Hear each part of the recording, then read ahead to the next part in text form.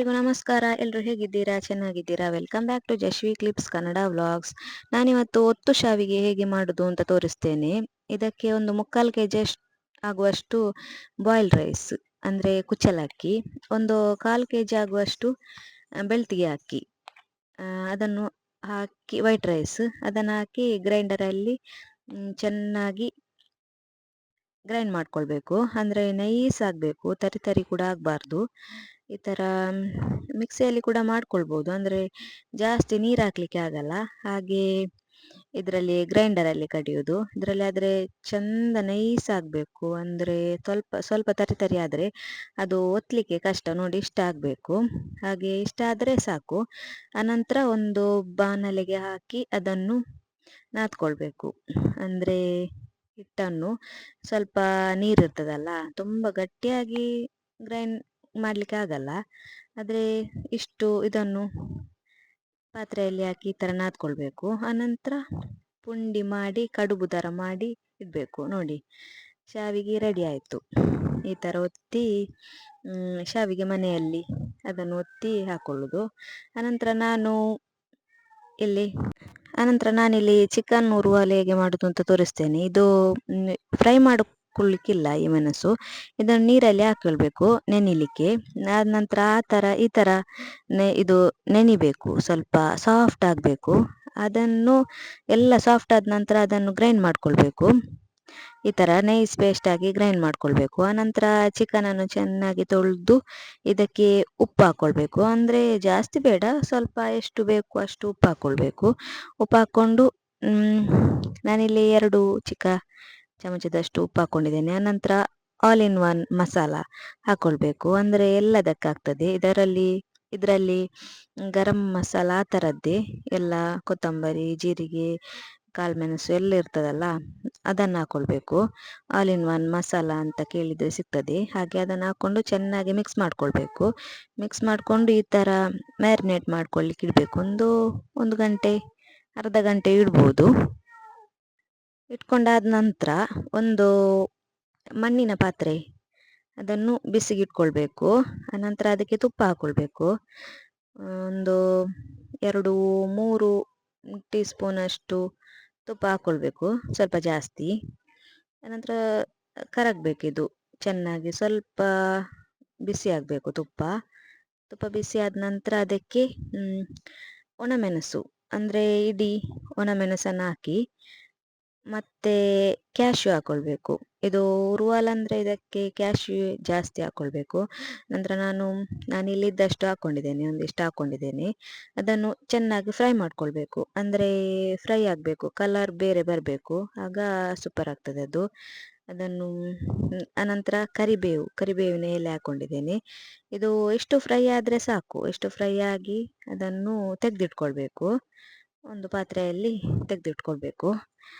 ಆನಂತರ ಅದೇ ಮಣ್ಣಿನ ಪಾತ್ರೆಗೆ, ಅದರಲ್ಲಿ ತುಪ್ಪ ಇರ್ತದಲ್ಲ, ಅದಕ್ಕೆ ನಾವು ಗ್ರೈಂಡ್ ಮಾಡಿದಾಗ ಮೆಣಸು ಮಾತ್ರ ಗ್ರೈಂಡ್ ಮಾಡಿದ್ದು ಅದನ್ನು ಹಾಕ್ಕೊಂಡು ಚೆನ್ನಾಗಿ ಫ್ರೈ ಮಾಡ್ಕೊಳ್ಬೇಕು. ಅಂದರೆ ಚೆನ್ನಾಗಿ ಕುದಿಬೇಕದು. ಇದರಲ್ಲಿ ಸ್ವಲ್ಪ ನೀರಾದರೂ ಪರವಾಗಿಲ್ಲ, ಅದು ಮತ್ತೆ ಲಾಸ್ಟಿಗೆ ಗಟ್ಟಿ ಆಗ್ತದೆ ಸ್ವಲ್ಪ. ಈ ಥರ ಚೆನ್ನಾಗಿ ಫ್ರೈ ಮಾಡ್ಕೊಳ್ಬೇಕು ತುಂಬ. ಇದರಲ್ಲಿ ಸ್ವಲ್ಪ ಬೇಯಬೇಕದು, ಮಸಾಲ ಸ್ವಲ್ಪ ಕುದಿಬೇಕು. ನೋಡಿ, ಈ ಥರ ತುಂಬ ಚೆನ್ನಾಗಿ ಆಗ್ತದೆ. ನೀವು ಕೂಡ ಟ್ರೈ ಮಾಡಿ ಇದನ್ನೊಮ್ಮೆ. ಮತ್ತು ಇದಕ್ಕೆ ರುಚಿಗೆ ತಕ್ಕಷ್ಟು ಉಪ್ಪು, ನಾವಲ್ಲಿ ಆಗ ಚಿಕನ್ನಿಗೆ ಕೂಡ ಉಪ್ಪು ಹಾಕಿದ್ದೇವೆ. ಹಾಗೆ ಇದರಲ್ಲಿ ಎಷ್ಟು ಬೇಕು ಅಷ್ಟು ಉಪ್ಪು ಹಾಕಿ, ಜಾಸ್ತಿ ಹಾಕ್ಕೊಳ್ಳಿಕ್ಕೆ ಹೋಗಬೇಡಿ. ಆನಂತರ ನಾವು ಮ್ಯಾರಿನೇಟ್ ಮಾಡಿಟ್ಟ ಚಿಕನ್ ಇದೆಯಲ್ಲ, ಅದನ್ನು ಹಾಕ್ಕೊಳ್ಬೇಕು. ಸ್ವಲ್ಪ ಸ್ವಲ್ಪನೇ ಹಾಕ್ಕೊಂಡು ಚೆನ್ನಾಗಿ ಮಿಕ್ಸ್ ಮಾಡಿಕೊಳ್ಬೇಕು. ಅದನ್ನೆಲ್ಲ ಹಾಕ್ಕೊಂಡು ಈ ಥರ ಫುಲ್ ಚೆನ್ನಾಗಿ ಮಿಕ್ಸ್ ಮಾಡಿಕೊಳ್ಬೇಕು. ಹಾಗೆ ತುಂಬ ಚೆನ್ನಾಗಿ ಆಗ್ತದೆ ಇದು. ನೋಡಿ, ಎಲ್ಲ ಹಾಕ್ಕೊಂಡಾಯಿತು. ಇದನ್ನೆಲ್ಲ ಇನ್ನೊಮ್ಮೆ ಮಿಕ್ಸ್ ಮಾಡಿಕೊಂಡು ಚೆನ್ನಾಗಿ ಬೇಯಬೇಕು. ಇದೊಂದು ಅರ್ಧ ಗಂಟೆ ಬೇಯಬೇಕು, ಅಂದರೆ ಚಿಕನ್ ಇದರಲ್ಲೇ ಬೇಯುವುದಲ್ಲ, ಹಾಗೆ ಬೆಂದಿರುವುದಿಲ್ಲ ಅಲ್ಲ, ಹಾಗೆ ಚೆನ್ನಾಗಿ ಬೇಯಬೇಕು. ಬೇಯುವಾಗ ಸ್ವಲ್ಪ ನೀರು ಆಗ್ತದೆ, ಅನಂತರ ಅದು ಗಟ್ಟಿ ಆಗ್ತದೆ. ನೋಡಿ, ಇದು ಅಂದಾಜು ಆಗಿದೆ. ನಾನು ಸ್ವಲ್ಪ ಇಲ್ಲಿ ಗ್ರೇವಿ ಮಾಡ್ತಾ ಇದ್ದೇನೆ, ಅಂದರೆ ಜಾಸ್ತಿ ಡ್ರೈ ಮಾಡಲಿಕ್ಕೆ ಹೋಗಲಿಲ್ಲ. ನಂತರ ಸ್ವಲ್ಪ ಇದು ನಾವೆಲ್ಲ ಆದಮೇಲೆ ಸ್ವಲ್ಪ ಗಟ್ಟಿ ಆಗ್ತದೆ ಇದು. ನೋಡಿ ಇದಕ್ಕೆ ನಾನು ಚೆನ್ನಾಗಿ ಬೆಂದ ನಂತರ ನಾನು ಇದಕ್ಕೆ ಫ್ರೈ ಮಾಡಿ ಇಟ್ಕೊಂಡಂತಹ ಗೇರು ಬೀಜ, ಅನಂತರ ಮೆಣಸು, ಕರಿಬೇವಿನ ಎಲೆ ಅದನ್ನೆಲ್ಲ ಹಾಕ್ಕೊಂಡಿದ್ದೇನೆ. ನೋಡಿ ಇದು ರೆಡಿ ಆಯಿತು, ತುಂಬ ಚೆನ್ನಾಗಿ ಆಯಿತು. ನೀವು ಕೂಡ ಟ್ರೈ ಮಾಡಿ ಒಮ್ಮೆ.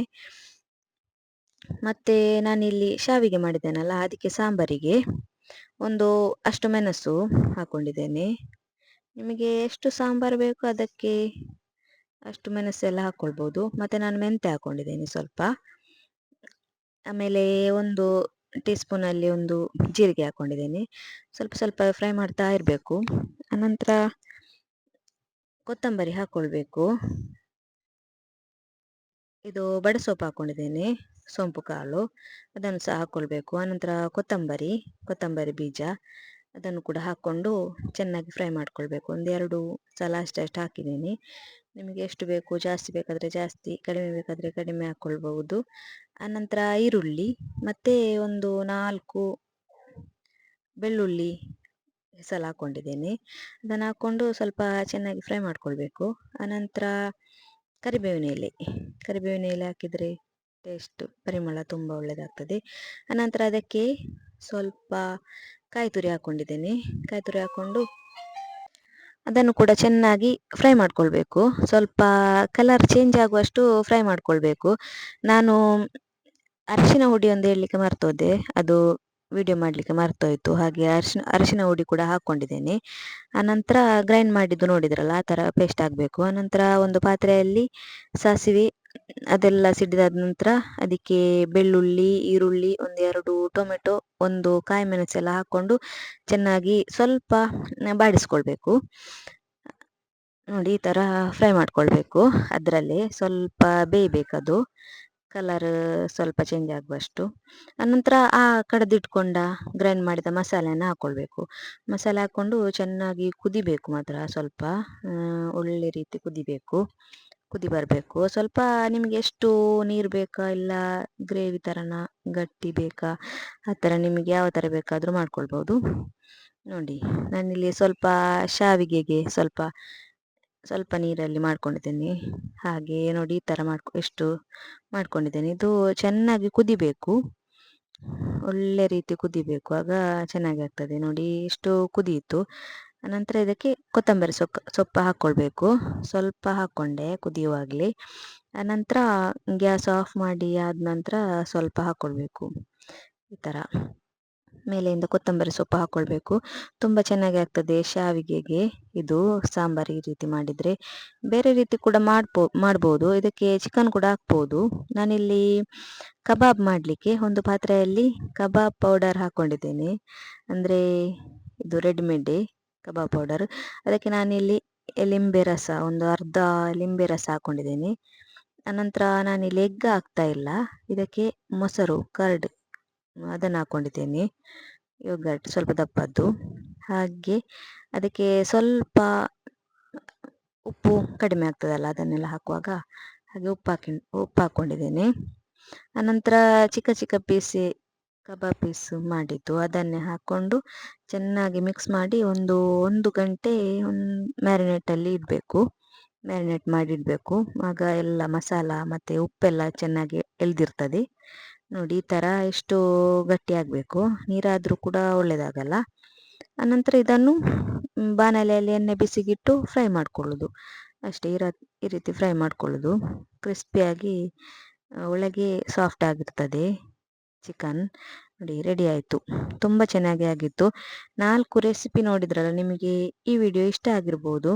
ನೀವು ಕೂಡ ಟ್ರೈ ಮಾಡಿ, ಈ ಥರ ಟ್ರೈ ಮಾಡಿ. ನಿಮಗೆ ಈ ವಿಡಿಯೋ ಇಷ್ಟ ಆದರೆ ಒಂದು ಲೈಕ್ ಮಾಡಿ, ಶೇರ್ ಮಾಡಿ, ಸಬ್ಸ್ಕ್ರೈಬ್ ಮಾಡಿ. ಮುಂದಿನ ಹೊಸ ವಿಡಿಯೋದೊಂದಿಗೆ ನಿಮ್ಮ ಮುಂದೆ ಬರ್ತೇವೆ. ಅಲ್ಲಿವರೆಗೂ thank you for watching. Bye bye.